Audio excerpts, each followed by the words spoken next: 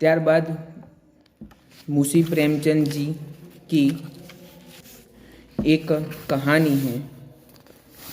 उसके मुंशी प्रेमचंद जी जो लेखक थे उनके बारे में जब मैं कहता हूँ तब उनका जन्म 31 जुलाई 1880 में बनारस जिले में वाराणसी उत्तर प्रदेश भारत में हुआ था। उनका अवसान 8 अक्टूबर 1936 में हुआ था। वो आधुनिक काल के लेखक थे। उनका विषय जैसे कि सामाजिक और कृषक जीवन पे वो अपनी लेखक कविताओं या कहानियाँ लिखते थे। उनके जो मैं आज को जो कहानी मैं आज प्रस्तुत करूँगा वो उस कहानी का नाम है कफन। उनके अलावा कफन के अलावा उन्होंने कई सारे कहानी लिखी हुई है, जैसे कि गोदान, कर्मभूमि, रंगभूमि, सेवा सदन, फिर निर्मला और मानसरोवर, ऐसे कई सारे उन्होंने कहानी लिखी भी है और प्रस्तुत भी की है। और बहुत ही सारी ऐसे वो 24 कहानी प्रस्तुत करते थे ना, वो हमारे जे वास्तविक जीवन को घना प्रभाव पाड़ती है। जैसे कि यह मैं आज जो मैं प्रस्तुत करूँगा वो कफन कहानी, वो भी जो हमारे देश में वास्तव में जो स्त्रियों पर अत्याचार हो रहा है, स्त्रियों को महत्व कम दिया जाता है, उस कहानी पे है। उस कहानी के मुख्य 3 पात्र हैं, जिसमें एक घीसू जो बूढ़ा होता है, उनका पुत्र माधव और माधव की पत्नी એટલે કે घीसू की बहू बुधिया बहुत बीमार हो जाती है एक बार।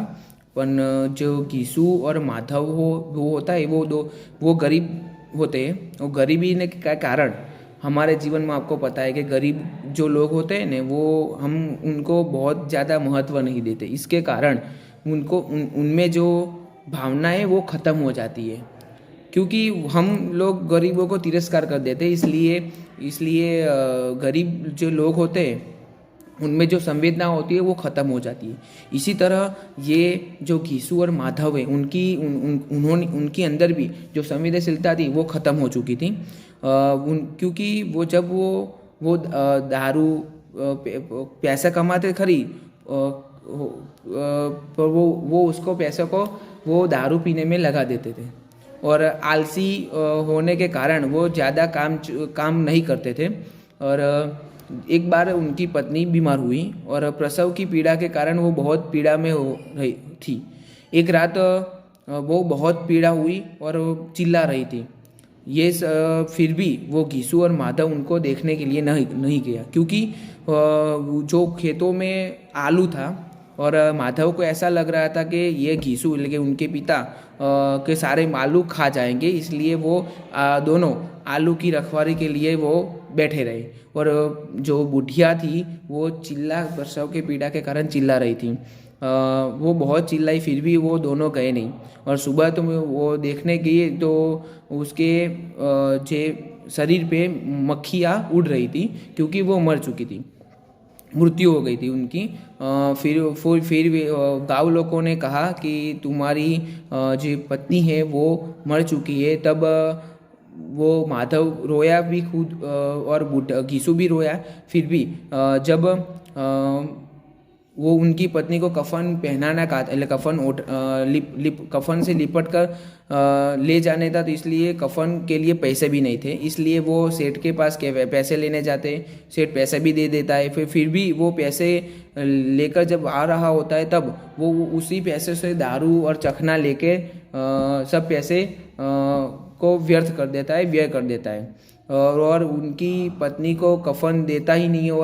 और ऐसे ही इस कहानी में जो बुधिया पर जो स्त्री थी उनको उन पे जो अत्याचार और महत्व जो कम दिया जाता है, इसी तरह सामाजिक जीवन में भी स्त्रियों पर अत्याचार हो रहे हैं और उनका महत्व भी कम दिया जाता है।